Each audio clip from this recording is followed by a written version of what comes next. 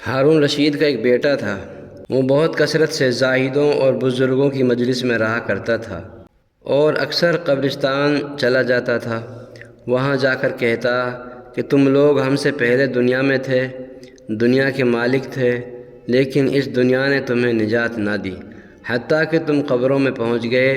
کاش مجھے کسی طرح خبر ہوتی کہ تم پر کیا گزر رہی ہے اور تم سے کیا کیا سوال و جواب ہوئے۔ اور اکثر وہ یہ شعر پڑھا کرتے تھے: مجھے جنازے ہر دن ڈراتے ہیں اور مرنے والوں پر رونے والیوں کی آوازیں مجھے غمگین رکھتی ہیں۔ ایک دن وہ اپنے باپ بادشاہ کی مجلس میں آیا۔ اس کے پاس وزراء، امراء سب جمع تھے اور لڑکے کے بدن پر ایک کپڑا معمولی سا اور سر پر ایک کپڑا بندھا ہوا تھا۔ اراکین سلطنت آپس میں کہنے لگے کہ اس پاگل لڑکے کی حرکتوں نے امیر المؤمنین کو بھی دوسرے بادشاہوں کی نگاہ میں ذلیل کر دیا۔ اگر امیر المؤمنین اس کو تنبیہ کریں تو شاید یہ اپنی حالت سے باز آ جائے۔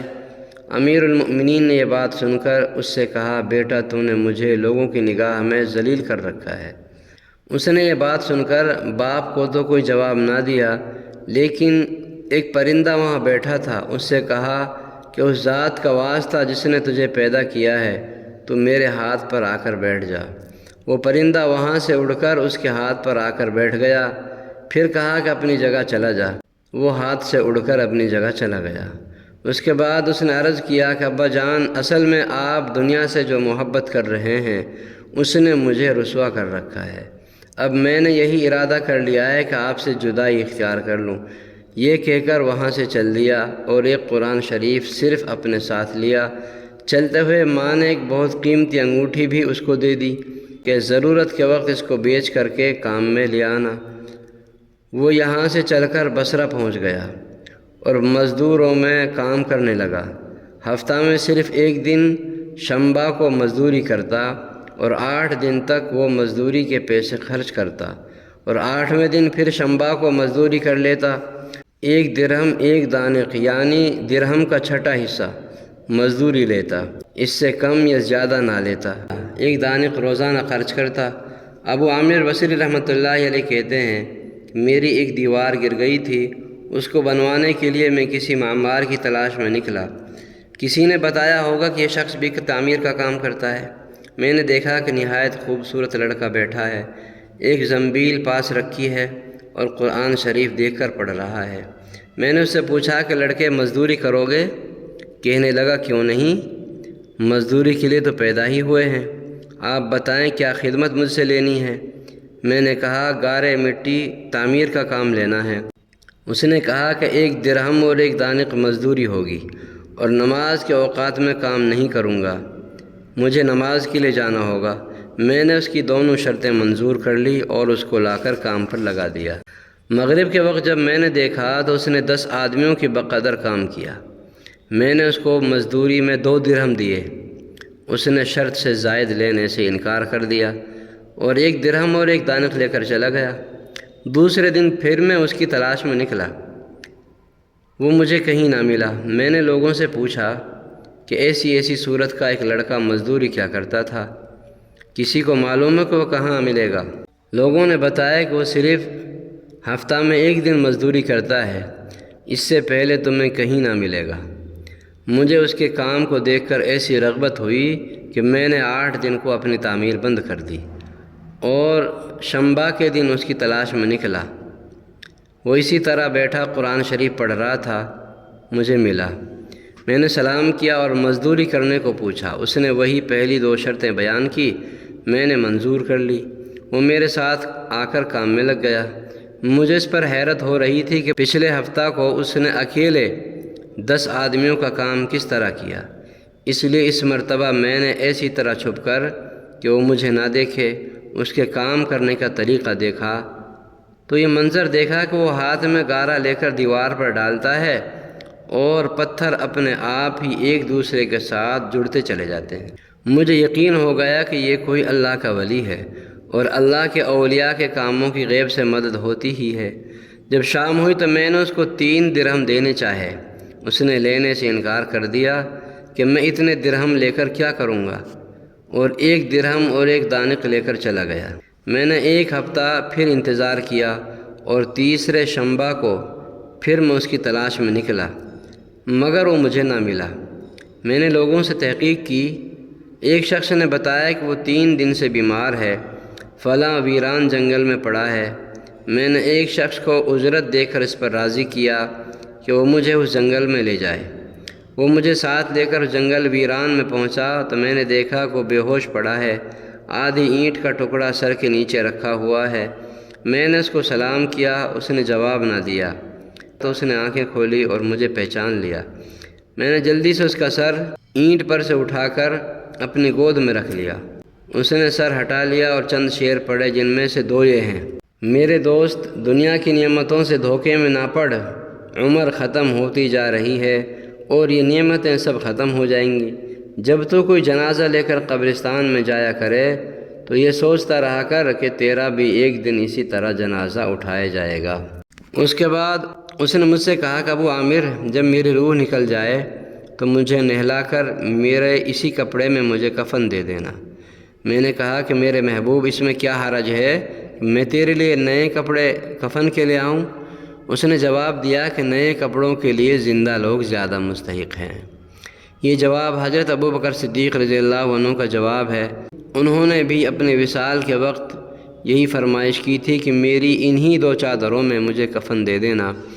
جب ان سے نئے کپڑے کی اجازت چاہی گئی تو انہوں نے یہی جواب دیا تھا کہ نئے کپڑوں کے لیے تو زندہ لوگ زیادہ مستحق ہیں۔ لڑکے نے کہا کہ کفن تو نیا ہو یا پرانا، بہرحال بوسیدہ ہو ہی جائے گا۔ آدمی کے ساتھ صرف اس کا عمل ہی رہتا ہے، اور یہ میری لنگی اور لوٹا قبر کھودنے والے کو مزدوری میں دے دینا، اور یہ انگوٹھی اور قرآن شریف ہارون رشید تک پہنچا دینا، اور اس بات کا خیال رکھنا کہ خود انہی کے ہاتھ میں دینا، اور یہ کہہ کر دینا کہ ایک پردیسی لڑکے کی یہ میرے پاس امانت ہے، اور وہ آپ سے یہ کہہ کر گیا ہے کہ ایسا نہ ہو اسی غفلت اور دھوکے کی حالت میں آپ کی موت آ جائے۔ یہ کہہ کر اس کی روح نکل گئی۔ اس وقت مجھے معلوم ہوا کہ یہ لڑکا شہزادہ تھا۔ اس کے انتقال کے بعد اس کی وصیت کے موافق میں نے اس کو دفن کر دیا، اور وہ دونوں چیزیں گورکھن کو دے دی، اور قرآن پاک اور انگوٹھی لے کر بغداد پہنچا، اور قصر شاہی کے قریب پہنچا تو بادشاہ کی سواری نکل رہی تھی۔ میں ایک اونچی جگہ کھڑا ہو گیا۔ اول ایک بہت بڑا لشکر نکلا جس میں تقریباً 1000 گھوڑے سوار تھے۔ اس کے بعد اسی طرح ایک کے بعد دیگرے 10 لشکر نکلے، ہر ایک میں تقریباً 1000 سوار تھے۔ 10ویں جتھے میں خود امیر المؤمنین بھی تھے۔ میں نے زور سے آواز دے کر کہا، اے امیر المؤمنین، آپ کو حضور صلی اللہ علیہ وسلم کی قرابت رشتہ داری کا واسطہ ذرا سا توقف کیجیے۔ میری آواز پر انہوں نے مجھے دیکھا تو میں نے جلدی سے آگے بڑھ کر کہا کہ میرے پاس ایک پردیسی لڑکے کی یہ امانت ہے جس نے مجھے یہ وصیت کی تھی کہ دونوں چیزیں آپ تک پہنچا دوں۔ بادشاہ نے ان کو دیکھ کر پہچان لیا، تھوڑی دیر سر جھکایا، ان کی آنکھوں سے آنسو جاری ہو گئے، اور ایک دربان سے کہا کہ اس آدمی کو اپنے ساتھ رکھو، جب میں واپسی پر بلاؤں تو میرے پاس پہنچا دینا۔ جب وہ باہر سے واپس مکان پر پہنچے تو محل کے پردے گروا کر دربان سے فرمایا، اس شخص کو بلا کر لاؤ، اگرچہ وہ میرا غم تازہ ہی کرے گا۔ دربان میرے پاس آیا اور کہنے لگا، امیر المؤمنین نے بلایا ہے، اور اس بات کا خیال رکھنا کہ امیر المؤمنین پر صدمہ بہت ہے۔ اگر تم 10 باتیں کرنا چاہتے ہو تو 5 ہی پر اکتفا کرنا۔ یہ کہہ کر وہ مجھے امیر المؤمنین کے پاس لے گیا۔ اس وقت امیر المؤمنین بالکل تنہا بیٹھے تھے۔ مجھ سے فرمایا کہ میرے قریب آ جاؤ۔ میں قریب جا کر بیٹھ گیا۔ کہنے لگے، تم میرے اس بیٹے کو جانتے ہو؟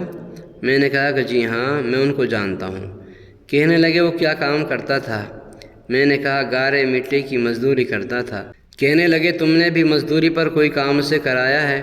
میں نے کہا کہ کرایا ہے۔ کہنے لگے، تمہیں اس کا خیال نہ آیا کہ اس کی حضور صلی اللہ علیہ وسلم سے رشتہ داری تھی؟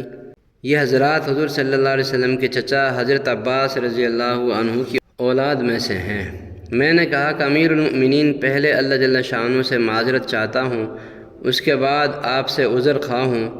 مجھے اس وقت اس کا علم ہی نہ تھا کہ یہ کون ہے۔ مجھے ان کے انتقال کے وقت ان کا حال معلوم ہوا کہ یہ شہزادہ تھا۔ کہنے لگے کہ تم نے اپنے ہاتھوں سے اس کو غسل دیا؟ میں نے کہا کہ جی ہاں۔ کہنے لگے اپنا ہاتھ لاؤ۔ میرا ہاتھ لے کر اپنے سینے پر رکھے اور چند شعر پڑھے جن کا ترجمہ یہ ہے: اے وہ مسافر جس پر میرا دل پگھل رہا ہے، میری آنکھیں اس پر آنسو بہا رہی ہیں۔ اے وہ شخص جس کا مکان یعنی قبر دور ہے لیکن اس کا غم میرے قریب ہے۔ بے شک موت ہر اچھے سے اچھے عیش کو گدلا کر دیتی ہے۔ وہ مسافر ایک چاند کا ٹکڑا تھا جو خالص چاندی کی ٹہنی پر تھا۔ بس چاند کا ٹکڑا بھی قبر میں پہنچ گیا اور چاند کی ٹہنی بھی قبر میں پہنچ گئی۔ اس کے بعد ہارون رشید نے بصرہ اس کی قبر پر جانے کا ارادہ کیا۔ ابو عامر رحمۃ اللہ علیہ ساتھ تھے۔ اس کی قبر پر پہنچ کر ہارون رشید نے چند شعر پڑھے جن کا ترجمہ یہ ہے: اے وہ مسافر جو اپنے سفر سے کبھی نہ لوٹے گا، موت نے کم عمری کے ہی زمانے میں اس کو جلدی سے اچک لیا۔